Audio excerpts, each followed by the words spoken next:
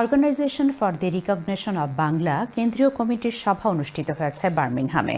সভায় তোফাজ্জল হোসেন চৌধুরীকে সভাপতি, ফয়জুর রহমান চৌধুরী এমবিইকে সাধারণ সম্পাদক করে নতুন কমিটি গঠন করা হয়েছে। বিস্তারিত দেখুন আমাদের সহকর্মী মোহাম্মদ আতিকুর রহমানের রিপোর্টে। সেই 2006 সাল থেকে বাংলাকে জাতিসংঘের দাপ্তরিক ভাষা হিসেবে স্বীকৃতির জন্য আন্দোলন করে যাচ্ছে organisation for the recognition of Bangla as an official language in the United Nation. Birmingham থেকে সংগঠনের যাত্রা শুরু হলেও এখন তা বিস্তৃত সমগ্র যুক্তরাজ্য জুড়ে। এই সংগঠনের আন্দোলনের ফলে জাতিসংঘ বাংলাকে অদাপ্তরিক ভাষা হিসেবে স্বীকৃতি দিয়েছে। বাংলাদেশ সরকার এগিয়ে এলে ও ক্যাম্পেইন আরো জোরদার করতে পারলে পূর্ণ দাপ্তরিক ভাষা হিসেবে স্বীকৃতি আদায় করা সম্ভব। আর এ ব্যাপারে বাংলাদেশের অন্তর্বর্তীকালীন সরকার প্রধান প্রফেসর ডক্টর মোহাম্মদ ইউনুস ও উপদেষ্টারা সহযোগিতা করতে পারেন।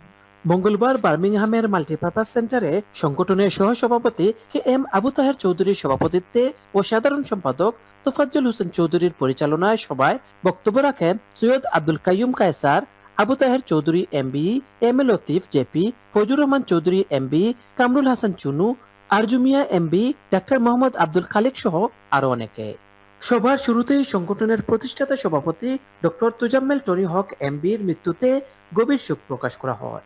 অনুষ্ঠানে তোফাজ্জল হোসেন চৌধুরীকে সভাপতি ও ফজলুর রহমান চৌধুরী এমবিকে সাধারণ সম্পাদক করে নতুন কমিটি গঠন করা হয়। জাতিসংঘে বাংলাকে অফিসিয়াল ল্যাঙ্গুয়েজ করার জন্য 2006 সাল থেকে আমরা ক্যাম্পেইন শুরু করেছিলাম। আলহামদুলিল্লাহ আমাদের ক্যাম্পেইন সফল হয়েছে। সবাইকে আমি আন্তরিকভাবে ধন্যবাদ জানাচ্ছি আমাকে সভাপতি হিসেবে নির্বাচিত করায়। ইউনাইটেড নেশনসের 2022 10th of June ইউনাইটেড নেশনসের সিদ্ধান্ত নিয়েছে যে বাংলাকে জাতিসংঘের দাপ্তরিক এবং অদাপ্তরিক ভাষা হিসেবে ব্যবহৃত হবে। এই অর্থে আমাদের একটা স্মারক গ্রন্থ ইতিমধ্যে তৈরি হয়েছে, সেটা প্রকাশ করা হবে। সেক্রেটারি জেনারেল হিসাবে দায়িত্ব দিয়েছেন। আমি আশা করি সবাইকে নিয়ে আমাদের এই সংস্থার কাজ চালিয়ে যাব। বার্মিংহাম থেকে Mohammad Atikur Rahman, Channel S news.